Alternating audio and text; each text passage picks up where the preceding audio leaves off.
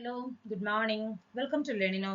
നമ്മൾ ഈ ഒരു വീഡിയോയിൽ മൊഡ്യൂൾ 3യിലുള്ള പാർട്ട് ബി ക്വസ്റ്റ്യൻസ് ആണ് ഡിസ്കസ് ചെയ്യാൻ പോകുന്നത്. ഓക്കെ, അപ്പോൾ പ്രീവിയസ് ഇയറിൽ നമുക്ക് ഈ ഒരു ടോപ്പിക്കുകൾ റിലേറ്റഡ് ആയിട്ട് നമുക്ക് സിലബസിൽ തന്നിരിക്കുന്ന കുറേ ടോപ്പിക്കുകൾ റിലേറ്റഡ് ആയിട്ട് ചോദിച്ചിരിക്കുന്ന കുറേ ക്വസ്റ്റ്യൻസ് ആണ് നമ്മൾ ഈ ഒരു വീഡിയോയിൽ ഇൻക്ലൂഡ് ചെയ്തിരിക്കുന്നത്. ഓക്കെ, അപ്പോൾ ഓൾറെഡി നമ്മൾ പാർട്ട് എ അതായത് മൊഡ്യൂൾ 3ന്റെയും 4ന്റെയും പാർട്ട് എ ഡിസ്കസ് ചെയ്തിട്ടുണ്ട്. അപ്പോൾ ഈ ഒരു വീഡിയോയിൽ മൊഡ്യൂൾ 3യുടെ പാർട്ട് ബിയും അതേപോലെ തന്നെ വേറൊരു വീഡിയോയിൽ മൊഡ്യൂൾ 4ന്റെ പാർട്ട് ബിയും ആയിട്ടാണ് നമ്മൾ ഡിസ്കസ് ചെയ്യാൻ പോകുന്നത്. ഓക്കെ, അപ്പോൾ നമുക്ക് ഫസ്റ്റ് ക്വസ്റ്റ്യനിലേക്ക് പോകാം. ഫസ്റ്റ് വൺ നോക്കും, അതായത് മൊഡ്യൂൾ 3യും 4 എന്ന് പറയുന്നത് നമുക്കൊരു ഇലക്ട്രോണിക്സ് റിലേറ്റഡ് ആയിട്ടുള്ള ക്വസ്റ്റ്യൻസ് ആണ് വരുന്നത്. ഓക്കെ, ഫസ്റ്റ് മൊഡ്യൂൾ 1 and 2 എന്ന് പറയുന്നത് ഒരു ഇലക്ട്രിക്കൽ ബേസിസും 3 and 4 എന്ന് പറയുന്നത് ഇലക്ട്രോണിക്സ് ബേസിസ് ആയിട്ടാണ് വരുന്നത്. സോ ഫസ്റ്റ് ക്വസ്റ്റ്യൻ എന്താണെന്ന് നോക്കൂ. Explain the VI characteristics of A PN junction diode and describe it's behaviour in forward and reverse bias. അപ്പൊ പി എൻ ജംഗ്ഷൻ ഡയോഡ് എന്താണെന്നുള്ള അതിന്റെ ഒരു VI ക്യാരക്ടറിസ്റ്റിക്സ് ആണ് നമ്മളോട് ചോദിച്ചിരിക്കുന്നത്. അതേപോലെ തന്നെ അതിന്റെ ഫോർവേഡ് ബയാസ് ആൻഡ് റിവേഴ്സ് ബയാസിന്റെ ബിഹേവിയർ ഡിസ്ക്രൈബ് ചെയ്യാനാണ് നമുക്ക് പറഞ്ഞിരിക്കുന്നത്. ഓക്കെ, അപ്പൊ ഈ ഒരു പി എൻ ജംഗ്ഷന്റെ VI ക്യാരക്ടറിസ്റ്റിക്സ് എന്ന് പറയുന്നത് നമുക്ക് വളരെ ഇമ്പോർട്ടന്റ് ആയിട്ട് ചോദിക്കാവുന്ന ഒരു ക്വസ്റ്റ്യൻ ആണ്.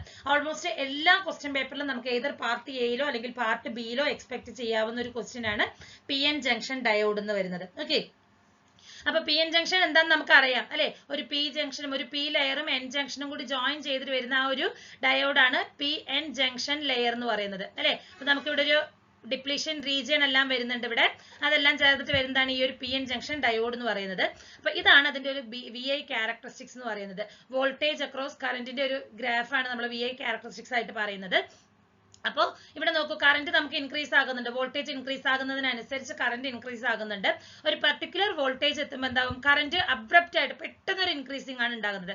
അതേപോലെ തന്നെ റിവേഴ്സ് ബയാസിലും അങ്ങനെയാണ് വരുന്നത്. നമുക്കൊരു റിവേഴ്സ് ബ്രേക്ക് ഡൗൺ വോൾട്ടേജ് വരുന്നുണ്ട് അല്ലെ. ഇതാണ് ഒരു റിവേഴ്സ് ലീക്കേജ് കറന്റ് എന്ന് പറയുന്നത്. ഈ ഒരു ചെറിയൊരു വാല്യൂലുള്ള റിവേഴ്സ് ലീക്കേജ് കറന്റ് ആണ് നമുക്ക് വരുന്നത്. നമുക്ക് നോക്കാം ഇത് ഡീറ്റെയിൽ ആയിട്ട് എങ്ങനെയാണ് നമുക്ക് ഈ ഒരു ഗ്രാഫ് ആയിട്ട് വരയ്ക്കാൻ സാധിക്കുന്നതെന്ന് നമുക്ക് നോക്കാം. അപ്പോൾ ഒരു ഫോർവേഡ് ബയാസ് കണ്ടീഷനിൽ എന്താണ് ചെയ്തിരിക്കുന്നത്, നമ്മൾ പറഞ്ഞു രണ്ട് ലെയറുകളാണ് നമുക്ക് വരുന്നത്. പി ടൈപ്പും വരുന്നുണ്ട്, അതുപോലെ തന്നെ എൻ ടൈപ്പും വരുന്നുണ്ട് അല്ലെ. പി അതുപോലെ തന്നെ എൻ ടൈപ്പ് വരുന്നുണ്ട്. ഈ ഫോർവേഡ് ബയാസിൽ ഈ പി ടൈപ്പ് എന്ന് പറയുന്നത് നമ്മൾ എന്താ കൊടുത്തിരിക്കുന്നത്, പോസിറ്റീവ് ടെർമിനലിലേക്കാണ് കൊടുത്തിരിക്കുന്നത്. എൻ ടൈപ്പ് എന്ന് പറയുന്നത് നെഗറ്റീവ് ടെർമിനലിലേക്കും കണക്ട് ചെയ്തിരിക്കുകയാണ്. ഇതാണ് ഇതിന്റെ പോസിറ്റീവ് അല്ലെങ്കിൽ ഫോർവേഡ് ബയാസ് എന്നുള്ള രീതിയിൽ നമ്മൾ പറയുന്നത്. ഓക്കെ, ഈ ബാറ്ററിയുടെ പോസിറ്റീവ് ടെർമിനൽ പി ടൈപ്പിലേക്കും നെഗറ്റീവ് ടെർമിനൽ എന്ന് പറയുന്നത് എൻ ടൈപ്പിലേക്കുമാണ് കൊടുത്തിരിക്കുന്നത്. ഓക്കെ, അപ്പൊ ഈ ഒരു അവിടെ നമുക്ക് എന്താണ് വരുന്നത്, ഈ ഒരു ബാരിയർ പൊട്ടൻഷ്യലി വരുന്നുണ്ട് ഇൻ ബിറ്റ്വീൻ ആയിട്ട്. അത് നമുക്ക് റെഡ്യൂസ് ചെയ്യാനായിട്ട് സാധിക്കും ഈ ഒരു കണ്ടീഷനിൽ. ഓക്കെ, അപ്പൊ ഒരു ജെർമേനിയം ആണെങ്കിൽ ആ ഒരു പൊട്ടൻഷ്യൽ അല്ലെങ്കിൽ ആ ഒരു വോൾട്ടേജ് എന്ന് പറയുന്നത് 0.3 വോൾട്ടേജും ആണ്. ഫോർ സിലിക്കൺ എന്ന് പറയുന്നത് 0.7 ആണ്. അപ്പോൾ ഈ പൊട്ടൻഷ്യൽ ബാരിയർ ഡിക്രീസ് ആകുന്നതിനനുസരിച്ച് ഇവിടെ ഉണ്ടാവുന്ന പൊട്ടൻഷ്യൽ ബാരിയർ നമുക്ക് ഡിക്രീസ് ആകുന്നതിനനുസരിച്ച് ഇതിലൂടെ ഉണ്ടാവുന്ന കറന്റ് ഫ്ലോ എനിക്ക് എന്താകും, ഇൻക്രീസ് ആവുകയാണ് ചെയ്യുന്നത്. കാരണം ഇവിടെ നമുക്ക് പോസിറ്റീവ് ആണ്. അപ്പോൾ ഇവിടെ നമുക്കൊരു റിപ്പൽസീവ് ഫോഴ്സ് ആണ് വരുന്നത് രണ്ടും പോസിറ്റീവ് ആകുമ്പോൾ. കാരണം പി ടൈപ്പിൽ ഹോൾസുകളാണ് നമുക്ക് മെജോറിറ്റി ചാർജേഴ്സ്, എൻ ടൈപ്പിൽ നമുക്ക് ഇലക്ട്രോൺസുകളാണ് മെജോറിറ്റി ചാർജർ ആയിട്ട് വരുന്നത് അല്ലെ, ചാർജ് കാരിയേഴ്സ് ആണ്. അപ്പൊ ഇവിടെ നമ്മൾ പോസിറ്റീവ് ആണ് നമുക്ക് വീണ്ടും വരുന്നെങ്കിൽ ഇവിടെ ഒരു റിപ്പൽസീവ് ഫോഴ്സും അതേപോലെ തന്നെ ഇവിടെ ഒരു റിപ്പൽസീവ് ഫോഴ്സും ആണ് വരുന്നത്. അതിന്റെ ഫലമായിട്ട് നമുക്ക് ഒരു ഹെവി കറന്റ് ഫ്ലോ നമുക്ക് ഇതിലൂടെ ഉണ്ടാകും. അതെങ്ങനെയാണ്, ഈ ഒരു ബാരിയർ പൊട്ടൻഷ്യൽ നമുക്ക് മാക്സിമം റെഡ്യൂസ് ആകണം, എന്നാൽ മാത്രമാണ് നമുക്ക് കറന്റ് ഫ്ലോ ഇൻക്രീസ് ചെയ്യാനായിട്ട് പറ്റുള്ളൂ. അപ്പൊ ഈ ഒരു ഡയോഡ് ഫോർവേഡ് ബയാസിലാകുമ്പോൾ ഈ പറയുന്ന നമ്മളിവിടെ കൊടുക്കുന്ന ആ ഒരു വോൾട്ടേജ് എന്ന് പറയുന്നത് ഈ ഒരു ബാരിയർ പൊട്ടൻഷ്യലിനെ ഓവർകം ചെയ്യുകയും കറന്റിന്റെ വാല്യൂ നമുക്ക് ഇൻക്രീസ് ആവുകയുമാണ് ചെയ്യുന്നത്. അതാണ് ഈ ഒരു പർട്ടിക്കുലർ ഏരിയയിൽ ഉണ്ടാവുന്ന വോൾട്ടേജ്. അതായത് ആ ഒരു ബാരിയർ പൊട്ടൻഷ്യൽ ബ്രേക്ക് ആവുന്ന ടൈമാണ് ഇവിടെ വരുന്നത് ഈ ഒരു വോൾട്ടേജ് എന്ന് പറയുന്നത്. അതിനുശേഷം നമുക്ക് കറന്റ് എന്താകും, പെട്ടെന്ന് ഇൻക്രീസ് ആവുകയും ചെയ്യുന്നുണ്ട്. ഓക്കെ, അപ്പൊ പൊട്ടൻഷ്യൽ ബാരിയർ ക്രോസ് ചെയ്യുകയാണ്. Diode power potential barrier cross ചെയ്യുന്നതിന്റെ ഫലമായിട്ട് ഈ കർവ് എന്താകും, പെട്ടെന്ന് ഷാർപ്പ് ഇൻക്രീസിംഗ് ആണ് നമുക്ക് വരുന്നത്. ഓക്കെ, അപ്പൊ നമ്മൾ എത്രത്തോളം ഇൻപുട്ട് ആയിട്ട് വോൾട്ടേജ് കൊടുക്കുന്നോ അതിനനുസരിച്ചിട്ടുള്ള ഒരു റിസൾട്ട് നമുക്ക് ഇവിടെ ഇൻക്രീസ് ആയിക്കൊണ്ടിരിക്കും. അതായത് എപ്പോഴാണ് ഈ പറയുന്ന ബാരിയർ പൊട്ടൻഷ്യലിനെ ഓവർകം ചെയ്യുന്ന ഒരു വോൾട്ടേജ് നമ്മൾ ഇൻപുട്ടിൽ നിന്നും അപ്ലൈ ചെയ്യുന്നതിന്റെ ഫലമായിട്ട്. ഇതെന്ന് പറയുന്നത് ഫോർവേഡ് ബയാസിൽ വരുന്ന ആ ഒരു കണ്ടീഷൻ ആണ്. ഇനി നമുക്ക് റിവേഴ്സ് ബയാസിൽ എന്താണ് വരുന്നത് നമുക്ക് നോക്കാം. അപ്പൊ റിവേഴ്സ് ബയാസ് എന്ന് പറയുമ്പോൾ എന്താണ്, നമുക്ക് അറിയുന്നതാണ് പി എൻ ജംഗ്ഷൻ ഡയോഡ് നമുക്ക് ഇവിടെ ഉണ്ട്. പി ലെയറും വരുന്നുണ്ട്, അതുപോലെ തന്നെ ഒരു എൻ ലെയറും വരുന്നുണ്ട് അല്ലെ. അപ്പൊ ഈ ഒരു റിവേഴ്സ് ബയാസ് എന്ന് പറയുമ്പോൾ എന്താണ്, ജസ്റ്റ് ബാറ്ററിയുടെ ഓപ്പോസിറ്റ് പൊളാരിറ്റികൾ നമ്മൾ മാറ്റുകയാണ്. അതായത് നെഗറ്റീവ് എന്ന് പറയുന്നത് പി ടൈപ്പിലേക്കും അതുപോലെ തന്നെ പോസിറ്റീവ് എന്ന് പറയുന്നത് എൻ ടൈപ്പിലേക്കും കൊടുക്കും. ഇവിടെ നമുക്ക് അപ്പോൾ ഒരു അട്രാക്റ്റീവ് ഫോഴ്സ് ആണ് വരുന്നത്. കാരണം ഇവിടെ പോസിറ്റീവ് ആണ്, ഇവിടെ നെഗറ്റീവ് ആണ്. ഇവിടെ നമുക്ക് നെഗറ്റീവും ഇവിടെ പോസിറ്റീവ്. ഇപ്പോൾ ഒരു അട്രാക്റ്റീവ് ഫോഴ്സ് ആണ് നമുക്ക് ഇൻക്രീസ് ആകുന്നത്. അപ്പൊ ഇവിടെ എന്താ ഇതിന്റെ ഫലമായിട്ട് എന്താ ചെയ്യുന്നത്? ഈ സെന്ററിൽ വരുന്ന ബാരിയർ പൊട്ടൻഷ്യലിന്റെ വിത്ത് നമുക്ക് ഇൻക്രീസ് ആയിക്കൊണ്ടിരിക്കുകയാണ്. കാരണം ഹോൾസുകളൊക്കെ ഇവിടേക്ക് മൂവ് ആയിക്കൊണ്ടിരിക്കുകയാണ് അല്ലെ. ഇവിടെ നമുക്ക് ഇലക്ട്രോൺസുകളൊക്കെ ഈ സൈഡിലേക്ക് മൂവ് ആവുന്നതിന്റെ ഫലമായിട്ട് ഇവിടെ നമുക്ക് ഒരു ബാരിയർ പൊട്ടൻഷ്യലിന്റെ വിത്ത് ഇൻക്രീസ് ആവുകയും റെസിസ്റ്റൻസ് ഇൻക്രീസ് ആകും. അപ്പൊ എന്താവുന്നുണ്ട്? ഇവിടെ നമുക്കൊരു മൈനോറിറ്റി കാരിയേഴ്സ് മാത്രമാണ് നമുക്ക് ഈ ഒരു ജംഗ്ഷനിൽ ഉണ്ടാകുന്നത്. അപ്പൊ നമുക്ക് ഇവിടെ ഉണ്ടാകുന്ന കറന്റ് ഫ്ലോ എന്ന് പറയുന്നത് എന്ത് കാരണമായിരിക്കും? Because of these minority carriers കാരണം മാത്രമാണ് നമുക്ക് ഈ പറയുന്ന റിവേഴ്സ് ബയാസിൽ കറന്റ് ഉണ്ടാകുന്നത്. അപ്പൊ വോൾട്ടേജ് നമ്മൾ ഇൻക്രീസ് ചെയ്യുകയാണ്. അപ്പൊ നമ്മൾ അപ്ലൈ ചെയ്യുന്ന വോൾട്ടേജ് ഇൻക്രീസ് ആകുന്നതിന്റെ ഫലമായിട്ട് ഇവിടെ നമുക്കൊരു കൈനറ്റിക് എനർജി ഉണ്ടാകും. കാരണം ഒരു മൈനോറിറ്റി ചാർജുകൾ കൊണ്ട് നമുക്ക് എന്ത് ചെയ്യുന്നുണ്ട്? അതൊരു മെജോറിറ്റി ചാർജ് കാരിയേഴ്സിന് ഒരു കൈനറ്റിക് എനർജി ഇൻക്രീസ് ആകുകയാണ്. അപ്പൊ ഈ ഒരു സ്റ്റേജിൽ ബ്രേക്ക് ഡൗൺ ആകും. അതായത് ഡയോഡ് എന്ന് പറയുന്നത് ഈ ഒരു പർട്ടിക്കുലർ ഏരിയയാണ് വരുന്നത്. ഈ ഒരു പർട്ടിക്കുലർ വോൾട്ടേജ് ആകുമ്പോൾ ഡയോഡ് ബ്രേക്ക് ഡൗൺ ആവുകയാണ് ചെയ്യുന്നത്. അപ്പൊ ആ ഒരു പർട്ടിക്കുലർ വോൾട്ടേജിനെയാണ് നമ്മൾ എന്തെന്ന് പറയുന്നത്? ബ്രേക്ക് ഡൗൺ വോൾട്ടേജ് എന്ന് പറയുന്നത്. ഓക്കെ. അപ്പൊ ഈ ഒരു റിവേഴ്സ് കറന്റ് ലീക്കേജ് അല്ലെങ്കിൽ ലീക്കേജ് കറന്റ് എന്ന് പറയുന്നത് ഈ പറയുന്ന മൈനോറിറ്റി ചാർജ് കാരിയേഴ്സ്, നമ്മൾ പറഞ്ഞു ഈ ഒരു ബാരിയറിൽ നമുക്ക് മൈനോറിറ്റി ചാർജ് കാരിയേഴ്സ് ആണ് ഉണ്ടാകുന്നത്. അതിന്റെ ഫലമായിട്ടുണ്ടാകുന്ന കറന്റിനെയാണ് നമ്മൾ ലീക്കേജ് കറന്റ് എന്ന് പറയുന്നത്. ഓക്കെ. ഈ ബ്രേക്ക് ഡൗൺ ഒക്യുർ ആയിട്ടുണ്ടെങ്കിൽ മേ ബി ഡയോഡ് നമുക്ക് ഡാമേജ് ആകുന്നതിന് വരെ ചാൻസസ് വരുന്നുണ്ട്. ഇതാണ് റിവേഴ്സ് ബയാസിൽ വരുന്ന നമ്മുടെ ആ ഒരു പ്രോസസ് എന്ന് പറയുന്നത്. ഇനി ജസ്റ്റ് ഒരു കമ്പാരിസൺ പോലെ നോക്കുകയാണെങ്കിൽ ഫോർവേഡ് ബയാസിൽ എന്താണ്? ബാരിയർ പൊട്ടൻഷ്യൽ നമുക്ക് റെഡ്യൂസ് ആവുകയാണ്. ഇവിടെ നമുക്ക് എന്താണ്? ബാരിയർ പൊട്ടൻഷ്യൽ സ്ട്രെങ്തനിങ് ചെയ്യുകയാണ് അല്ലെ. അതേപോലെ തന്നെ ഇവിടെ ഫോർവേഡ് കറന്റ് എന്ന് പറയുന്നത് ലാർജ് ആണ്. ഇവിടെ നമുക്ക് ഫോർവേഡ് കറന്റ് വളരെ ലോ ആണ് റിവേഴ്സ് ബയാസിൽ വരുന്നത്. ഡിപ്ലീഷൻ ലെയർ തിൻ ആണ് നമുക്ക് ഫോർവേഡ് ബയാസിൽ. ഇവിടെ നമുക്ക് തിക്ക് ഡിപ്ലീഷൻ ലെയർ ആണ് വരുന്നത്. റെസിസ്റ്റൻസ് പവർ എങ്ങനെയാണ്? വളരെ ലോ ആണ് ഇൻ ഫോർവേഡ് ബയാസിൽ. പക്ഷെ ഇവിടെ നമുക്ക് ഹൈ റെസിസ്റ്റൻസ് പവർ ആണ് വരുന്നത്. ഇത് നമുക്കൊരു ഹൈ കറന്റ് ഫ്ലോ നമുക്ക് ഫോർവേഡ് ബയാസ് അലോ ചെയ്യുന്നുണ്ട്. ഇവിടെ നമുക്ക് കറന്റ് ഫ്ലോ എന്താണ്? മാക്സിമം റെഡ്യൂസ് ആവുകയാണ്. കാരണം എന്താണ്? റെസിസ്റ്റൻസിന്റെ വാല്യൂ നമുക്ക് വളരെ ഹൈ ആയതുകൊണ്ട്. ദെൻ ഈ പറയുന്ന മാഗ്നിറ്റ്യൂഡ്, കറന്റിന്റെ മാഗ്നിറ്റ്യൂഡ് എന്ന് പറയുന്നത് ഫോർവേഡ് വോൾട്ടേജിനെ ഡിപ്പെൻഡ് ചെയ്യുന്നുണ്ട്. ഇവിടെ നമുക്ക് മാഗ്നിറ്റ്യൂഡ് എന്താണ്? 0 ആണ്. അതായത് വളരെ സ്മോൾ എമൗണ്ട് ഓഫ് കറന്റ് ആണ്, ലീക്കേജ് കറന്റ് ആണ് നമുക്ക് കിട്ടുന്നത്. അതുകൊണ്ട് നമുക്ക് അതിനൊരു 0 എന്നുള്ള വാല്യൂലായിട്ടാണ് നമ്മൾ കൺസിഡർ ചെയ്യുന്നത്. ഇനി ഇതൊരു കണ്ടക്ടർ വഴി നമുക്ക് ഓപ്പറേറ്റ് ചെയ്യാനായിട്ട് പറ്റും. ഇവിടെ നമുക്ക് ഒരു ഓപ്പറേറ്റർ, അതായത് ഇൻസുലേറ്റർ ആയിട്ട് നമുക്ക് ഓപ്പറേറ്റ് ചെയ്യാനായിട്ട് സാധിക്കും. ഓക്കെ. അപ്പൊ ഇത്രയാണ് നമുക്കൊരു പി എൻ ജംഗ്ഷന്റെ ഫോർവേഡ് വി ഐ ക്യാരക്ടറിസ്റ്റിക്സും അതിന്റെ ഒരു forward bias reverse bias conditions explain ചെയ്താൽ ചോദിച്ചിട്ടുണ്ടെങ്കിൽ നമുക്ക് അറ്റൻഡ് ചെയ്യേണ്ട ഈ ഒരു ഫോർമാറ്റിലാണ് അറ്റൻഡ് ചെയ്യേണ്ടത്. ഓക്കെ. ഇനി അടുത്തൊരു ക്വസ്റ്റ്യൻ ആണ്, describe the components of a DC power supply using a neat block diagram.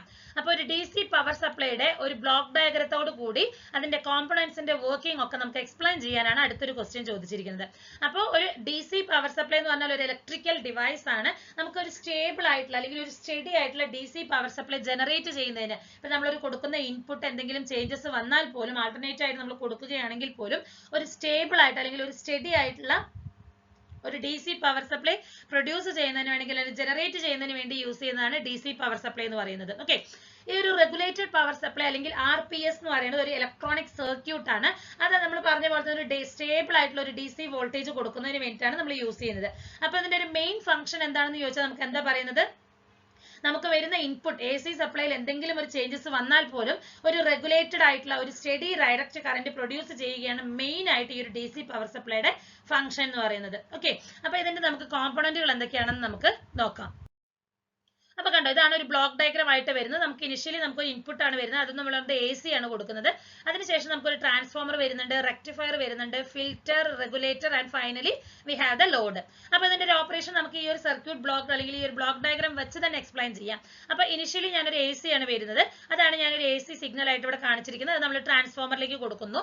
Transformer എന്ത് ചെയ്യുന്നുണ്ട്? അത് സ്റ്റെപ്പ് ഡൗണോ സ്റ്റെപ്പ് അപ്പോ ചെയ്യുകയാണ് ചെയ്യുന്നത്. അപ്പൊ നമുക്ക് ലോ വോൾട്ടേജ് ആണെങ്കിൽ നമുക്ക് അതിനെ സ്റ്റെപ്പ് അപ്പ് ചെയ്തിട്ട് ഒരു ഹൈ സൈൻ വേവ് ആയിട്ട് നമുക്ക് ഹൈ വാല്യൂ ഉള്ള ഒരു ഔട്ട്പുട്ട് സൈൻ വേവ് ആയിട്ട് നമുക്ക് ജനറേറ്റ് ചെയ്യാണ് ട്രാൻസ്ഫോമർ ചെയ്യുന്നത്. ഓക്കെ. ഇനി ഈ ഒരു ട്രാൻസ്ഫോമറിൽ നിന്ന് വരുന്ന ഔട്ട്പുട്ട് ആണ് നമ്മൾ റെക്ടിഫയറിലേക്ക് കൊടുക്കുന്നത്. റെക്ടിഫയർ എന്താ ചെയ്യുന്നത്? AC സിഗ്നലിനെ DC ആയിട്ട് കൺവേർട്ട് ചെയ്യുകയാണ് ഈ പറയുന്ന റെക്ടിഫയറിന്റെ ഡ്യൂട്ടി എന്ന് പറയുന്നത് അല്ലെ. അപ്പൊ നമുക്ക് വരുന്ന ഇൻപുട്ട് എന്ന് പറയുന്നത് എന്താണ്? ഒരു AC സിഗ്നൽ ആണ്. അപ്പൊ റെക്ടിഫയറിന്റെ ഔട്ട്പുട്ട് എന്ന് പറയുന്നത് എനിക്ക് എന്താണ്? ഒരു DC സിഗ്നൽ ആണ് കിട്ടുന്നത്. ഈ പറയുന്ന DC സിഗ്നൽ ആണ് ഞാൻ എന്ത് ചെയ്യുന്നത്? ഫിൽറ്ററിലേക്ക് പാസ് ചെയ്യുന്നത്. ഫിൽറ്റർ നമുക്ക് അൺവാണ്ടഡ് ആയിട്ട് വരുന്ന കുറെ കോമ്പണന്റുകളൊക്കെ നമുക്ക് റിമൂവ് ചെയ്യുന്നതിന് വേണ്ടിയിട്ടാണ് നമ്മൾ ഫിൽറ്റർ സർക്യൂട്ട് യൂസ് ചെയ്യുന്നത്.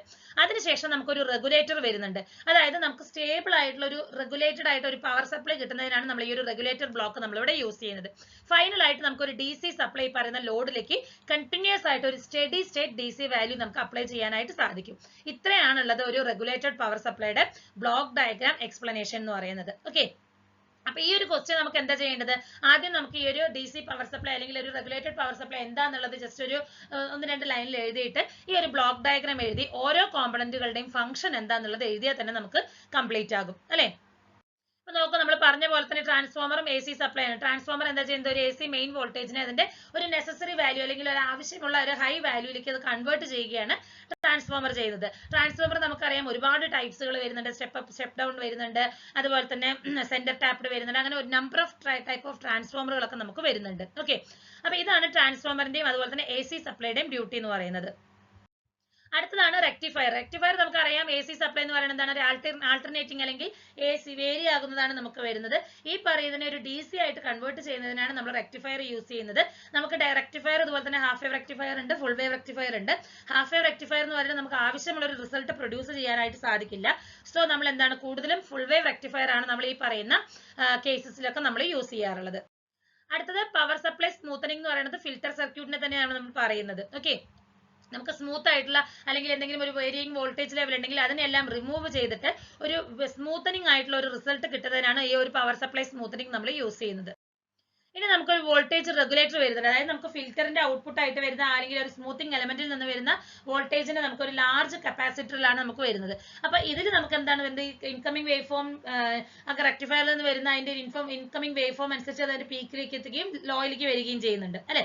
അപ്പൊ അതിനെ നമുക്കൊരു സ്റ്റേബിൾ ആയിട്ടുള്ള രീതിയിൽ ഒരു സ്റ്റഡി വാല്യൂ ആയിട്ട് മാറ്റുന്നതിന് വേണ്ടിയിട്ടാണ് നമുക്ക് ഈ ഒരു വോൾട്ടേജ് റെഗുലേറ്റർ ആയിട്ട് നമ്മൾ ആ ഒരു ബ്ലോക്ക് യൂസ് ചെയ്യുന്നത്. ഇനി ഇതിന്റെ അഡ്വാൻറ്റേജുകൾ നോക്കുകയാണെങ്കിൽ ഒരു എസ്റ്റാബ്ലിഷ്ഡ് ടെക്നോളജിയാണ്, നോയ്സ് വളരെ കുറവാണ്, സിമ്പിൾ ആപ്ലിക്കേഷനും വളരെ ലോ കോസ്റ്റും എല്ലാമാണ്.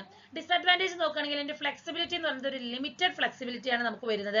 പിന്നെ ലിമിറ്റഡ് ഔട്ട്പുട്ട് ആണ്, എഫിഷ്യൻസി കമ്പാരിറ്റീവ്ലി ലോ ആണ്, ഹീറ്റ് ഡിസിപ്പേഷൻ വളരെ ഹൈ ആയിട്ടാണ് വരുന്നത്. സൈസ് കാരണം ട്രാൻസ്ഫോമർ ഒക്കെ നമുക്ക് യൂസ് ചെയ്യുന്നത് കൊണ്ട് തന്നെ അത് സൈസ് എന്ന് പറയുന്നത് വളരെ ഹൈ ആണ്.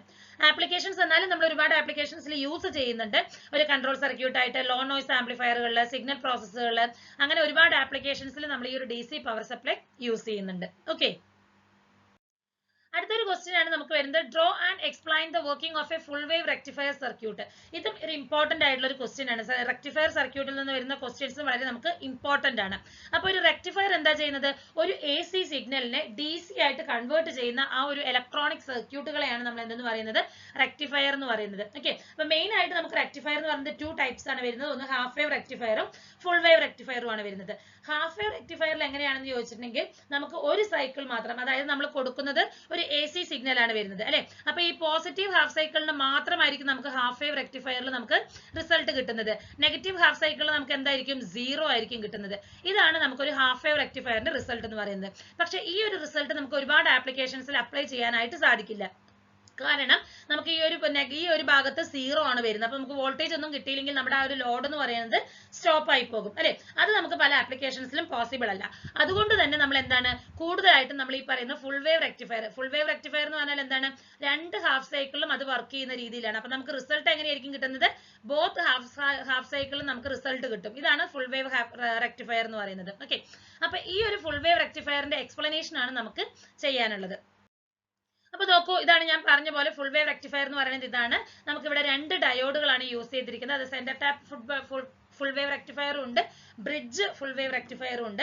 ഇവിടെ നമ്മൾ ഡിസ്കസ് ചെയ്യുന്നത് centre tapped full wave rectifier ആണ്. അപ്പൊ നോക്കൂ, എനിക്ക് 2 ഡയോഡുകൾ വരുന്നുണ്ട്, D1 വരുന്നുണ്ട്, D2 വരുന്നുണ്ട്.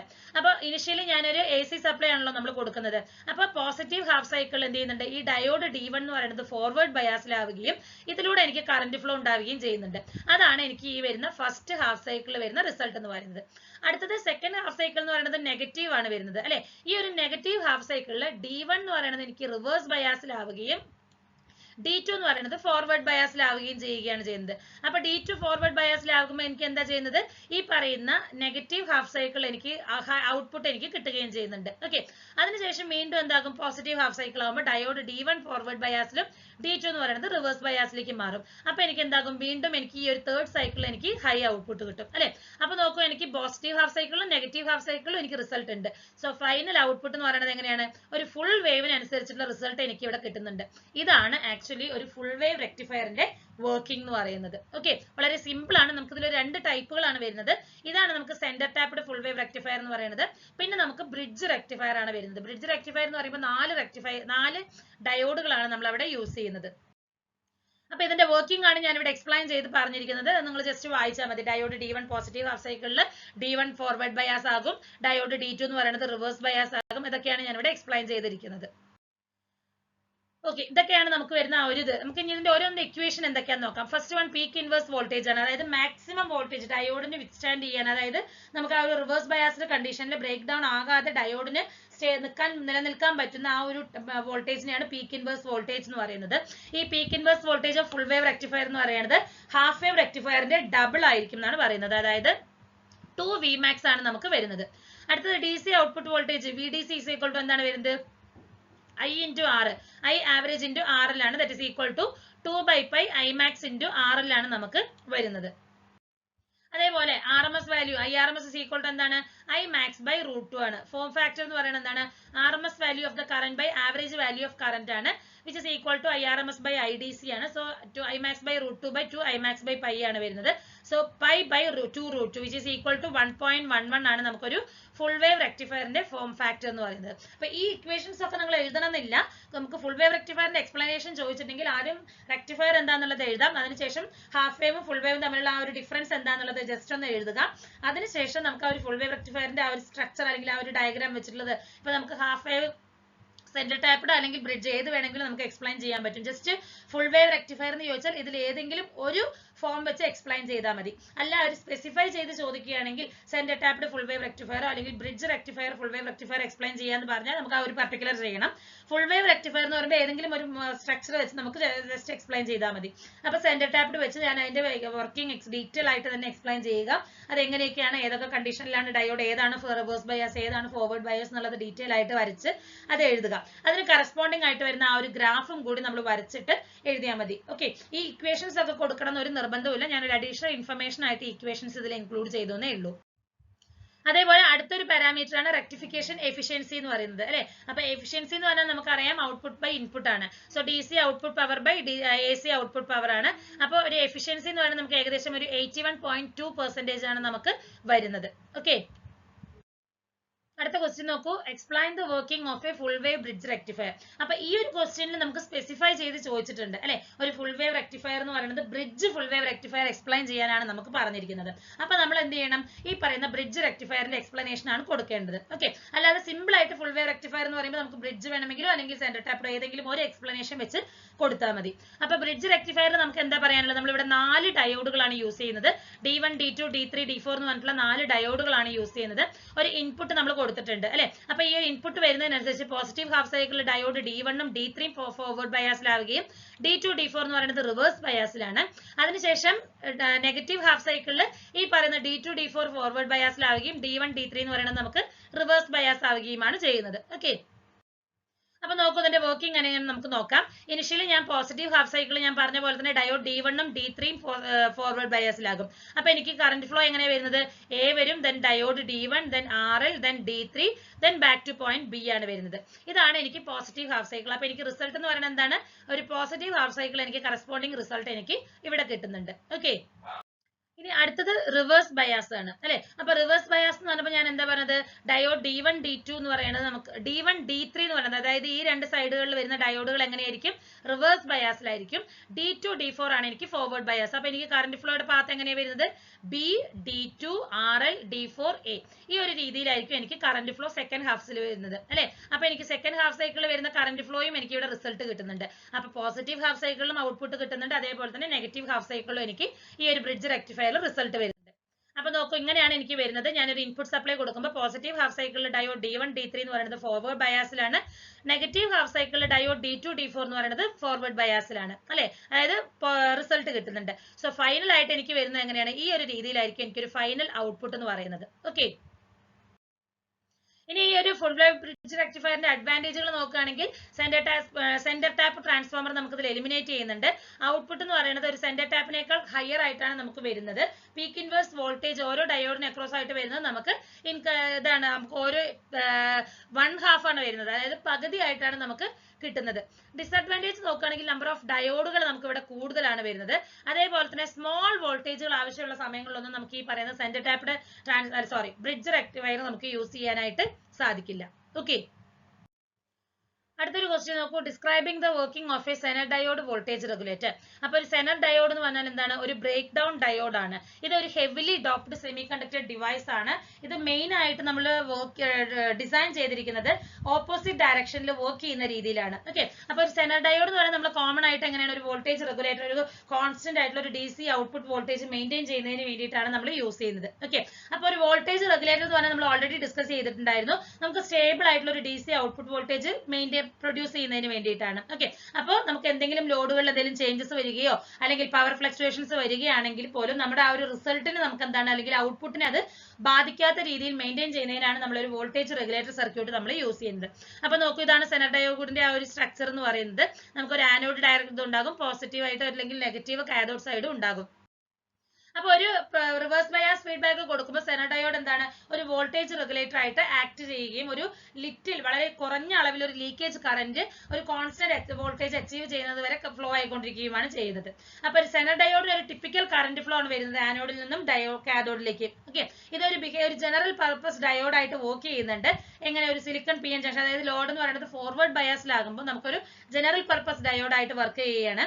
അപ്പോൾ ഒരു ഫോർവേഡ് ഫ്ലോ നമുക്ക് എങ്ങനെ അച്ചീവ് ചെയ്യുന്നത്? ഒരു റിവേഴ്സ് ആക്കുന്നതിന് ഒരു സർപ്പാസ് ചെയ്യാൻ, ഒരു പർട്ടിക്കുലർ ലിമിറ്റിനനുസരിച്ച് വോൾട്ടേജ് സർപ്പാസ് ആകുമ്പോൾ എന്ത് ചെയ്യുന്നുണ്ട്, അതിന് നമുക്ക് റിവേഴ്സ് ചെയ്യാനായിട്ട് സാധിക്കും. അപ്പൊ ഈ ഒരു റിവേഴ്സ് ബയാസിലാണ് ഈ ഒരു സെനർ ഡയോഡ് ഒരു വോൾട്ടേജ് റെഗുലേറ്റർ ആയിട്ട് ആക്ട് ചെയ്യുന്നത്. ഓക്കെ, ഇതാണ് അതിന് കറസ്പോണ്ടിങ് ആയിട്ട് വരുന്ന ഒരു VI ക്യാരക്ടറിസ്റ്റിക്സ് എന്ന് പറയുന്നത്. അപ്പൊ ഇതൊക്കെ ഒരു സെനർ ഡയോഡിനെ കുറിച്ചിട്ടാണ് നമ്മൾ ഈ ഒരു 2 സ്ലൈഡിൽ ഡിസ്കസ് ചെയ്തിട്ടുണ്ടായിരുന്നത്. നമുക്ക് ക്വസ്റ്റ്യൻ എന്താണെന്ന് ചോദിച്ചാൽ ഒരു സെനർ ഡയോഡ് എങ്ങനെയാണ് വോൾട്ടേജ് റെഗുലേറ്റർ ആയിട്ട് ആക്ട് ചെയ്യുന്നതെന്നാണ് ചോദിച്ചിരിക്കുന്നത്, അല്ലെ? അപ്പോൾ നമുക്ക് സെനർ ഡയോഡ് എന്താന്നുള്ളത് കൊടുക്കാം. അതുപോലെ തന്നെ സെനർ ഡയോഡിന്റെ 2 പോസിറ്റീവ് സൈഡിൽ എങ്ങനെയാണ്, അല്ലെങ്കിൽ ഫോർവേഡ് ബയാസിലും റിവേഴ്സ് ബയാസിലും എങ്ങനെയാണ് വർക്ക് ചെയ്യണമെന്ന് പറഞ്ഞിട്ട് പിന്നെ നമുക്ക് എന്തിലേക്ക് പോകാം, നമ്മുടെ ആ ഒരു വോൾട്ടേജ് റെഗുലേറ്റർ ആയിട്ട് എങ്ങനെയാണ് വർക്ക് ചെയ്യുന്നത് നമുക്ക് നോക്കാം. അതായത് ഇവിടെ നോക്കൂ, നമ്മളൊരു അൺറെഗുലേറ്റഡ് ആയിട്ടുള്ള ഒരു DC വോൾട്ടേജ് അല്ലെങ്കിൽ DC സപ്ലൈ നമ്മൾ അല്ലെങ്കിൽ അൺറെഗുലേറ്റഡ് ആയിട്ട് ഒരു വോൾട്ടേജ് നമ്മൾ ഇവിടെ കൊടുക്കുകയാണ്. എങ്ങനെയാണ് കൊടുത്തിരിക്കുന്നത്? സെനർ ഡയോഡിലേക്ക് ഒരു റെസിസ്റ്റൻസ് മുഖാന്തരം RS വഴിയായിട്ടാണ് നമ്മൾ കൊടുത്തിരിക്കുന്നത്. അപ്പൊ അതുകൊണ്ട് തന്നെ നമുക്ക് എന്ത് പറയാൻ പറ്റും, ഈ ഒരു സെനർ ഡയോഡ് എന്ന് പറയുന്നത് എനിക്ക് ഒരു റിവേഴ്സ് ബയാസിലേക്ക് മാറിയിരിക്കുകയാണ്. ഈ ഒരു റിവേഴ്സ് ബയാസ് ആയിരിക്കുകയാണ് ഈ ഒരു അൺറെഗുലേറ്റഡ് വോൾട്ടേജ് കൊടുക്കുന്നതിന്റെ ഫലമായിട്ട്. ഇപ്പൊ ഇൻപുട്ട് വോൾട്ടേജ് ഇൻക്രീസ് ആകുന്നതിനനുസരിച്ച് ഈ പറയുന്ന റെസിസ്റ്റൻസ് RSലൂടെയും അല്ലെങ്കിൽ സെനർ ഡയോഡിലൂടെയും ഉണ്ടാവുന്ന കറന്റ് ഫ്ലോ എന്താകുന്നുണ്ട്, ഇൻക്രീസ് ആയിക്കൊണ്ടിരിക്കുന്നുണ്ട്. ഓക്കെ, കറന്റ് ഫ്ലോ ഇൻക്രീസ് ആകുന്നുണ്ട്. അപ്പൊ ഇത് ഇൻക്രീസ് ആകുന്നതിനനുസരിച്ച് ഈ ഒരു റെസിസ്റ്റൻസ് ഇല്ലേ, RS റെസിസ്റ്റൻസിന് അക്രോസ് ആയിട്ട് വരുന്ന വോൾട്ടേജ് ഡ്രോപ്പ് ഇൻക്രീസ് ആകുന്നു. പക്ഷേ സെനർ ഡയോഡിന് അക്രോസ് ആയിട്ട് വരുന്ന വോൾട്ടേജിൽ എന്താണ്, ചേഞ്ചസുകളൊന്നും തന്നെ വരുന്നില്ല. സെനർ വോൾട്ടേജിന് പ്രത്യേകിച്ച് ചേഞ്ചുകളൊന്നും തന്നെ വരുന്നില്ല. കാരണം എന്താണെന്ന് പറഞ്ഞാൽ ഈ പറയുന്ന സെനർ വോൾട്ടേജ് ഉണ്ടാകില്ലേ, ആ ഒരു ബ്രേക്ക് ഡൗൺ റീജിയനിൽ വരുന്ന സെനർ വോൾട്ടേജ് റിമൈൻ കോൺസ്റ്റന്റ് ആയിട്ട് തന്നെ മെയിൻറ്റെയിൻ ചെയ്യുകയാണ്. കാരണം അവിടെ നമുക്ക് എന്തെങ്കിലും ഒരു ചേഞ്ച് വന്നാൽ തന്നെ കറന്റിൽ എന്ത് ചേഞ്ച് വന്നാലും വോൾട്ടേജ് ഒരു കോൺസ്റ്റന്റ് ആയിട്ട് മെയിൻറ്റെയിൻ ചെയ്യുകയാണ്. അതുകൊണ്ടാണ് നമ്മൾ ഈ ഒരു സെനർ ഡയോഡ് നമ്മളൊരു വോൾട്ടേജ് റെഗുലേറ്റർ ആയിട്ട് റിവേഴ്സ് ബയാസിൽ വർക്ക് ചെയ്യുന്നു അല്ലെങ്കിൽ യൂസ് ചെയ്യുന്നു എന്നുള്ളത് പറയാനായിട്ട്. ഓക്കെ, അതേപോലെ തന്നെ ഇൻപുട്ട് വോൾട്ടേജ് ഡിക്രീസ് ആകുമ്പോൾ എന്താകും, RSലൂടെ ഉണ്ടാകുന്ന കറന്റും ഡിക്രീസ് ആകും. അതുപോലെ തന്നെ സെനർ ഡയോഡിൽ ഉണ്ടാകുന്ന കറന്റും ഡിക്രീസ് ആകും. അപ്പൊ വോൾട്ടേജ് ഡ്രോപ്പ്, ആ ഒരു RSന് അക്രോസ് ആയിട്ടുണ്ടാകുന്ന വോൾട്ടേജ് ഡ്രോപ്പ് എന്താകും, അതും ഡിക്രീസ് ആകും. പക്ഷേ സെനർ ഡയോഡിന് അക്രോസ് ആയിട്ട് വരുന്ന വോൾട്ടേജിൽ പ്രത്യേകിച്ച് ചേഞ്ചുകളൊന്നും തന്നെ വരുന്നുണ്ടില്ല. അപ്പൊ ഇൻപുട്ട് വോൾട്ടേജിൽ ഇൻക്രീസ് ആവുകയോ ഡിക്രീസ് ആവുകയോ എന്ത് വേണമെങ്കിലും സംഭവിച്ചാലും ആ വോൾട്ടേജ് ഡ്രോപ്പ്, അതായത് RSൽ ഉണ്ടാകുന്ന വോൾട്ടേജ് ഡ്രോപ്പ് ഇൻക്രീസ് ആയാലും ഡിക്രീസ് ആയാലും സെനറിന് അക്രോസ് ആയിട്ട് വരുന്ന വോൾട്ടേജ് നമുക്ക് സ്റ്റേബിൾ ആയിട്ട് തന്നെ മെയിൻറ്റെയിൻ ചെയ്യുന്നുണ്ട്. ഇങ്ങനെയാണ് ഒരു സെനർ ഡയോഡ് നമ്മളൊരു വോൾട്ടേജ് റെഗുലേറ്റർ ആയിട്ട് വർക്ക് ചെയ്യുന്നത്. ഓക്കെ, അപ്പൊ ആ ഒരു റെസിസ്റ്ററിന്റെ വാല്യൂ നമുക്ക് പ്രോപ്പർ ആയിട്ട് തന്നെ മെയിൻറ്റെയിൻ ചെയ്യണം. സോ അതിനൊരു ഇക്വേഷൻ ആണ് Vin - VZ/IZ എന്നുള്ളൊരു ഇക്വേഷൻ ആണ് നമ്മളതിൽ യൂസ് ചെയ്യുന്നത്. ഓക്കെ, ഇങ്ങനെയാണ് സെനർ ഡയോഡ് ഒരു വോൾട്ടേജ് റെഗുലേറ്റർ ആയിട്ട് വർക്ക് ചെയ്യുന്നത്. അടുത്തൊരു ക്വസ്റ്റ്യൻ നോക്കൂ. With the help of block diagram describe the component and operation of A public addressing system PAS public addressing സിസ്റ്റത്തിന്റെ കോമ്പണന്റുകളൊക്കെ നമുക്ക് ബ്ലോക്ക് ഡയഗ്രത്തോട് കൂടി എക്സ്പ്ലെയിൻ ചെയ്യാനാണ് പറഞ്ഞിരിക്കുന്നത്. അപ്പൊ പബ്ലിക് അഡ്രസ്സിംഗ് സിസ്റ്റം എന്ന് പറഞ്ഞാൽ എന്താണ്? നമ്മൾ ഒരുപാട് എക്യുപ്മെന്റുകളെ കളക്ട് ചെയ്ത് ഒരു റിസൾട്ട് നമുക്ക് ഓഡിയൻസിന് കൊടുക്കുന്നതിന് വേണ്ടിയിട്ടാണ്, അല്ലെങ്കിൽ ഒരു സൗണ്ട് എൻഹാൻസ് ചെയ്ത് ഒരു ലാർജ് ഓഡിയൻസിനായിട്ട് നമുക്ക് സപ്ലൈ ചെയ്യുന്നതിനാണ് പബ്ലിക് അഡ്രസ്സിംഗ് സിസ്റ്റം യൂസ് ചെയ്യുന്നത് അല്ലെ. ഇതിൽ നമുക്ക് മൈക്രോഫോണുകൾ ഉണ്ട്, ആംപ്ലിഫയേഴ്സ് ഉണ്ട്, അതുപോലെ ലൗഡ് സ്പീക്കറുകൾ വരുന്നുണ്ട്, അതുപോലെ റിലേറ്റഡ് ആയിട്ട് വേറെ കുറെ എക്യുപ്മെന്റുകളും വരുന്നുണ്ട്. അപ്പൊ ഈ പറയുന്ന പബ്ലിക് അഡ്രസ്സിംഗ് സിസ്റ്റം കൂടുതലായിട്ട് നമ്മൾ യൂസ് ചെയ്യുന്നത് സ്റ്റേഡിയങ്ങളിൽ യൂസ് ചെയ്യുന്നുണ്ടാകും, airport, train station, shopping mall, സ്കൂളുകൾ, ഓഫീസുകൾ. കാരണം അനൗൺസ്മെന്റുകൾ വരുന്ന സ്ഥലങ്ങളിലെല്ലാം ഈ ഒരു പബ്ലിക് അഡ്രസ്സിംഗ് സിസ്റ്റം നമ്മൾ യൂസ് ചെയ്യുന്നുണ്ട്. ഓക്കെ, അപ്പൊ നമുക്ക് അനൗൺസ്മെന്റുകൾ എന്തെങ്കിലും ചെയ്യുന്നതിന്, അല്ലെങ്കിൽ എന്തെങ്കിലും ബ്രോഡ്കാസ്റ്റ് ചെയ്യുന്നതിന്, മ്യൂസിക്കുകൾ ബ്രോഡ്കാസ്റ്റ് ചെയ്യാനായിട്ട്, അല്ലെങ്കിൽ എമർജൻസി മെസ്സേജുകൾ പാസ് ചെയ്യാനായിട്ട്, അല്ലെങ്കിൽ എന്തെങ്കിലും ഒരു ഇമ്പോർട്ടന്റ് ആയിട്ടുള്ള കാര്യങ്ങൾ ഒരു വലിയ ഗ്രൂപ്പിലേക്ക് നമുക്ക് ഫെലിസിറ്റേറ്റ് ചെയ്യുന്നതിന്, ഇതിനൊക്കെയാണ് നമ്മൾ ഈ ഒരു പബ്ലിക് അഡ്രസ്സിംഗ് സിസ്റ്റം കൂടുതലായിട്ട് യൂസ് ചെയ്യാറുള്ളത്. അപ്പൊ ഇതാണ് അതിന്റെ ഒരു കറസ്പോണ്ടിങ് ബ്ലോക്ക് ഡയഗ്രാം എന്ന് പറയുന്നത്. നമുക്ക് എത്ര വേണമെങ്കിലും മൈക്രോഫോണുകൾ നമ്മൾ യൂസ് ചെയ്യുന്നുണ്ട് ഇൻപുട്ട് ആയിട്ട്. ഇതെല്ലാം നമുക്ക് മിക്സറിൽ കൊടുത്ത് അതിൽ നിന്നും ഒരു വോൾട്ടേജ് ആംപ്ലിഫയർ ചെയ്യണം. അതായത് മിക്സറിൽ നിന്ന് വരുന്ന റിസൾട്ട്, നമ്മളിപ്പോൾ ഒരു മൈക്രോഫോണിലൂടെ വരുന്ന സൗണ്ട് എന്ന് പറയുന്നത് വളരെ ലോ ആയിരിക്കും. അത് നമുക്ക് എന്തായാലും ആംപ്ലിഫൈ ചെയ്തിട്ട് നമുക്ക് പ്രൊഡ്യൂസ് ചെയ്യാനായിട്ട് പറ്റും, കൊടുക്കാനായിട്ട് പറ്റുള്ളൂ. സോ അതിന് നമുക്കൊരു വോൾട്ടേജ് ആംപ്ലിഫയർ സർക്യൂട്ട് വരുന്നുണ്ട്, പിന്നെ ഒരു processing unit, then driver amplifier വരുന്നുണ്ട്, പവർ ആംപ്ലിഫയർ വരുന്നുണ്ട്, ഫൈനലി നമുക്കൊരു ലൗഡ് സ്പീക്കർ വരുന്നുണ്ട്. ഇനി ഓരോന്നിന്റെയും ഡ്യൂട്ടി എന്താണെന്നുള്ളത് നമുക്ക് നോക്കാം. അപ്പൊ മൈക്രോഫോൺ എന്ന് പറഞ്ഞാൽ എന്താണ്? ഇൻപുട്ട് ഡിവൈസ് ആണ് അല്ലെ. സൗണ്ട് വേവിനെ ഒരു ഇലക്ട്രിക്കൽ സിഗ്നൽ ആയിട്ട് കൺവേർട്ട് ചെയ്യുന്ന ഒരു ഇൻപുട്ട് ഡിവൈസ് ആണ് മൈക്രോഫോൺ എന്ന് പറയുന്നത്. ഇത് വോയിസുകൾ എന്തെങ്കിലും റെക്കോർഡ് ചെയ്യുകയും അതിനല്ലെങ്കിൽ എന്തെങ്കിലും ഒരു ഓഡിയോ സോഴ്സിൽ നിന്ന് കിട്ടുകയും അതിനെ ഇലക്ട്രിക്കൽ സിഗ്നൽ ആയിട്ട് കൺവേർട്ട് ചെയ്ത് മിക്സറിലേക്ക് പാസ് ചെയ്യുകയുമാണ് ഒരു മൈക്രോഫോണിന്റെ ഡ്യൂട്ടി എന്ന് പറയുന്നത്. മിക്സർ എന്താ ചെയ്യുന്നത്? പല മൈക്രോഫോണുകളിൽ നിന്ന് വരുന്ന, അല്ലെങ്കിൽ എന്തെങ്കിലും ഇൻസ്ട്രുമെന്റുകളിൽ നിന്നോ അല്ലെങ്കിൽ എന്തെങ്കിലും സോഴ്സസുകളിൽ നിന്ന് വരുന്ന ഇൻപുട്ട് സിഗ്നലിനെ എല്ലാം കൂടി മിക്സ് ചെയ്യുകയും അതിന് എന്ത് ചെയ്യുന്നുണ്ട്? നമ്മുടെ വോളിയത്തിനനുസരിച്ച് അല്ലെങ്കിൽ ഈക്വലൈസേഷൻ, ഒരുപാട് ഓഡിയോ സിഗ്നലുകളെല്ലാം മിക്സ്, ഇതെല്ലാം ചെയ്തിട്ട് നമ്മൾ എന്ത് ചെയ്യാണ്? വോൾട്ടേജ് ആംപ്ലിഫയറിലേക്ക് പാസ് ചെയ്യുകയാണ് മിക്സർ ചെയ്യുന്നത്. ഈ വോൾട്ടേജ് ആംപ്ലിഫയർ എന്താ ചെയ്യുന്നത്? ഈ പറയുന്ന മിക്സ് ചെയ്ത് വന്നിരിക്കുന്ന റിസൾട്ട് അല്ലെങ്കിൽ ആ ഒരു ഓഡിയോ സിഗ്നലിനെ, അതിന്റെ വോൾട്ടേജ് ലെവൽ നമ്മൾ ഇൻക്രീസ് ചെയ്യുകയാണ്. അതായത് നമുക്ക് വരുന്ന വീക്ക് ഇലക്ട്രിക്കൽ സിഗ്നലിനെ ആംപ്ലിഫൈ ചെയ്യുകയാണ് ഈ ഒരു വോൾട്ടേജ് ആംപ്ലിഫയറിന്റെ ഡ്യൂട്ടി എന്ന് പറയുന്നത്. ഓക്കെ, ഇനി ഒരു പ്രോസസിംഗ് സർക്യൂട്ട് വരുന്നുണ്ട്. ഈ പ്രോസസിംഗ് സർക്യൂട്ടിൽ നമുക്ക് ഒരുപാട് പാർട്ടുകൾ വരുന്നുണ്ട്. എന്തൊക്കെയാണ്? ഒരു ഈക്വലൈസർ വരുന്നുണ്ട്, കംപ്രസർ വരുന്നുണ്ട്, ലിമിറ്റർ വരുന്നുണ്ട്. അപ്പൊ അങ്ങനെയുള്ള എല്ലാ പ്രോസസിങ്ങുകളും പെർഫോം ചെയ്യുന്നത് ആരാണ്? ഈ ഒരു പ്രോസസിംഗ് യൂണിറ്റുകളാണ്. ഓക്കെ, അപ്പൊ അതിന്റെ നീഡിനനുസരിച്ച്, നമ്മുടെ ആവശ്യത്തിനനുസരിച്ചായിരിക്കും നമുക്ക് പ്രോസസിംഗ് യൂണിറ്റുകളിൽ വരുന്നത്. അടുത്തത് ഡ്രൈവർ ആംപ്ലിഫയർ ആണ്. അപ്പൊ ഈ ഒരു പ്രോസസ് ചെയ്ത് വിട്ടിരുന്ന ഓഡിയോ സിഗ്നലിനെ നമ്മൾ എന്ത് ചെയ്യുന്നു? ഡ്രൈവർ ആംപ്ലിഫയർ റിസീവ് ചെയ്യുകയും അതിനെ വീണ്ടും ആംപ്ലിഫൈ ചെയ്യുകയാണ്. അപ്പൊ ആ ഒരു സിഗ്നലിനെ നമ്മൾ ഒരു പവർ ഇനഫ് പവറിലേക്ക് മാറ്റുന്നതിന് വേണ്ടിയിട്ട് നമ്മൾ അതിലേക്ക് എന്ത് ചെയ്യുന്നു? ഒരു പവർ ആംപ്ലിഫയർ സർക്യൂട്ടും കൂടി കൊടുക്കുന്നുണ്ട്. അതിന്റെ റിസൾട്ടാണ് നമ്മൾ ലൗഡ് സ്പീക്കറിലേക്ക് പാസ് ചെയ്യുകയുള്ളൂ. അപ്പൊ പവർ ആംപ്ലിഫയർ എന്താ ചെയ്യുന്നത്? ഈ ഒരു ഓഡിയോ സിഗ്നലിനെ പവർ ആംപ്ലിഫയർ ആയിട്ട് ആംപ്ലിഫൈ ചെയ്യുകയും ഒരു സഫീഷ്യന്റ് ലെവൽ അല്ലെങ്കിൽ ആ ഒരു ലൗഡ് സ്പീക്കറിലേക്ക് ആവശ്യമായിട്ടുള്ള രീതിയിലേക്ക് പവർ ചെയ്ത് കൺവേർട്ട് ചെയ്യാനാണ് പവർ ആംപ്ലിഫയർ യൂസ് ചെയ്യുന്നത്. ഓക്കെ, ഈ ഒരു റിസൾട്ട് ആണ് നമ്മൾ ലൗഡ് സ്പീക്കറിലേക്ക് കൊടുക്കുന്നത്. ലൗഡ് സ്പീക്കർ എന്ന് പറഞ്ഞാൽ എന്താണ്? ഔട്ട്പുട്ട് ഡിവൈസ് ആണ്. ഈ ഒരു ഔട്ട്പുട്ട് ഡിവൈസിലൂടെയാണ് നമ്മുടെ സൗണ്ടുകളെല്ലാം എല്ലാവർക്കും എത്തുന്നത് അല്ലെ. ഇപ്പൊ ഒരു ഇലക്ട്രിക്കൽ സിഗ്നലിനെ റിസീവ് ചെയ്ത് അത് ഡയഫ്രം വൈബ്രേറ്റ് ചെയ്ത് ഒരു ഓഡിബിൾ സൗണ്ട് വേവ് ആയിട്ട് പ്രൊഡ്യൂസ് ചെയ്യുകയും അതൊരു അറ്റ്മോസ്ഫിയറിലൂടെ പാസ് ചെയ്ത് നമുക്ക് എന്താണ്? നമ്മുടെ ഓഡിയൻസിന് റിസീവ് ചെയ്യുകയുമാണ്, പെർസീവ് കൊടുക്കുകയുമാണ് നമ്മൾ ചെയ്യുന്നത്. ഇതാണ് ലൗഡ് സ്പീക്കർ അല്ലെങ്കിൽ ഈ ഒരു ഔട്ട്പുട്ട് ഡിവൈസിന്റെ ഡ്യൂട്ടി എന്ന് പറയുന്നത്. അപ്പൊ നോക്കൂ, ഇതാണ് ഒരു സ്ട്രക്ചറൽ എന്ന് പറയുന്നത്. ഒരു മൈക്രോഫോൺ വരുന്നുണ്ട്, പല മൈക്രോഫോണുകൾ വരുന്നുണ്ട്, അല്ലെങ്കിൽ ഒരു മ്യൂസിക് പ്ലെയറിൽ നിന്നുള്ള ഇൻപുട്ട്, ഇതെല്ലാം കൂടി നമ്മൾ മിക്സറിലേക്ക് കൊടുക്കുകയാണ്. ഈ മിക്സർ ഇതിന്റെ എല്ലാം ഓഡിയോ സിഗ്നൽ ആയിട്ട് നമ്മുടെ ആംപ്ലിഫയർ സെക്ഷനിലേക്ക് കൊടുക്കുകയാണ് അല്ലെ. ആംപ്ലിഫയറിൽ നമുക്ക് വോൾട്ടേജ് ആംപ്ലിഫയർ വരുന്നുണ്ട്, പ്രോസസിംഗ് യൂണിറ്റ് ഇതിനുള്ളിൽ തന്നെ വരുന്നുണ്ട്, ഡ്രൈവർ ആംപ്ലിഫയർ വരുന്നുണ്ട്, പവർ ആംപ്ലിഫയർ വരുന്നുണ്ട്. ഇതെല്ലാ പ്രോസസിങ്ങുകളും ഇതിൽ ചെയ്തതിന് ശേഷം റിസൾട്ട് ആണ് നമ്മൾ ഈ പറയുന്ന സ്പീക്കറുകളിലേക്ക് കണക്ഷൻ കൊടുത്തിരിക്കുന്നത്. ഓക്കെ, അടുത്തൊരു ക്വസ്റ്റ്യൻ നോക്കൂ. Convert 1 BC16 into an octal number അല്ലെ. അപ്പൊ 1 BC എന്ന് പറയുന്നത് എന്താണ്? ഒരു ഹെക്സാഡെസിമൽ നമ്പർ ആണ് അല്ലെ. ഈ ഒരു ഹെക്സാഡെസിമൽ നമ്പറിനെ നമ്മുടെ ഒക്ടൽ നമ്പർ, അതായത് ബേസ് 8 ആയിട്ട് വരുന്ന നമ്പറിലേക്ക് കൺവേർട്ട് ചെയ്യാനാണ് പറഞ്ഞിരിക്കുന്നത്. അപ്പൊ നമുക്ക് തന്നിരിക്കുന്നത് 1 BC ഹെക്സാഡെസിമൽ ആണ്. സോ അതിന് കറസ്പോണ്ടിങ് ആയിട്ടുള്ള വാല്യൂസ് എടുക്കുകയാണ്. 1 എന്ന് പറയുന്നത് എന്താണ്? 0001 ആണ്. B എന്ന് പറയുന്നത് 1011, അതായത് ബി എന്ന് പറയുന്നത് നമുക്ക് 11 ആണ് വരുന്നത്. സോ അതിന് കറസ്പോണ്ടിങ് ആയിട്ടുള്ള നമ്പർ എടുത്തു. പിന്നെ സി അത് പറയുന്നത് എന്താണ്? 12 ആണ് വരുന്നത്, അതായത് 8 4 2 1 ഈ ഒരു രീതിയിലാണ് നമ്മൾ വാല്യൂസ് കൊടുക്കുന്നത്. അപ്പൊ 12 എന്ന് പറയുമ്പോൾ എന്താണ് 8 ഉം 4 ഉം എനിക്ക് 1 1 വരണം, then 0 0. അതാണ് ഞാൻ 1 1 0 0 എന്ന് കൊടുത്തിരിക്കുന്നത്. അപ്പൊ 1 പീസിനെ ഞാൻ ഈ ഒരു ബൈനറി നമ്പർ ആയിട്ട് ആദ്യം കൺവേർട്ട് ചെയ്തു. 0 0 0 1 1 0 1 1 then 1 1 0 0. ഇതിന് ശേഷം നമ്മൾ ലെഫ്റ്റിൽ നിന്നും റൈറ്റിലേക്ക് 3 ഡിജിറ്റുകളായിട്ട് നമ്മൾ അതിനെ ഗ്രൂപ്പ് ചെയ്യുകയാണ് ചെയ്യുന്നത്. അപ്പൊ നമുക്ക് എന്തൊക്കെയാ വരുന്നത്? 1 0 0 വരുന്നുണ്ട്, then അതായത് ലെഫ്റ്റിൽ ടു റൈറ്റിലേക്ക് അല്ലേ. സോ നമുക്ക് 3 ഗ്രൂപ്പുകളായിട്ട് നമ്മൾ അതിനെ സ്പ്ലിറ്റ് ചെയ്ത് നമുക്ക് ഇങ്ങനെ വരുന്നുണ്ട് അല്ലെ. നോക്കൂ, 0 0 വരുന്നുണ്ട്, 1 1 0 1 1 1 1 0 0 വരുന്നുണ്ട്. അപ്പൊ 0 0 എന്ന് പറഞ്ഞാൽ എന്താണ്? 0 ആണ്. 1 1 0 എന്ന് പറഞ്ഞാൽ എന്താണ്? അപ്പൊ ഈ 3 എണ്ണം എന്ന് പറയുമ്പോൾ നമുക്ക് ഈ 3 എണ്ണേ വരുള്ളൂ അല്ലെ. 1 1 0 എന്ന് പറയുമ്പോൾ 6 ആണ്, then 1 1 1 എന്ന് പറയുമ്പോൾ 7 വരും. അതുപോലെ 1 0 0 എന്ന് പറഞ്ഞാൽ എനിക്ക് 4 ആണ്. സോ ഈ പറയുന്നതിന് കറസ്പോണ്ടിങ് ആയിട്ട് വരുന്ന ഒക്ടൽ നമ്പർ എന്ന് പറയുന്നത് 674 ആണ്. അപ്പൊ ഡിജിറ്റൽ നമ്പർ സിസ്റ്റം നമുക്ക് ഒരു ഇമ്പോർട്ടന്റ് ആയിട്ടൊരു ഏരിയ ആണ്. നമ്പർ കൺവേർഷൻസ് ഒക്കെ നമുക്ക് എക്സ്പെക്ട് ചെയ്യാവുന്ന ക്വസ്റ്റ്യൻസുകളാണ്.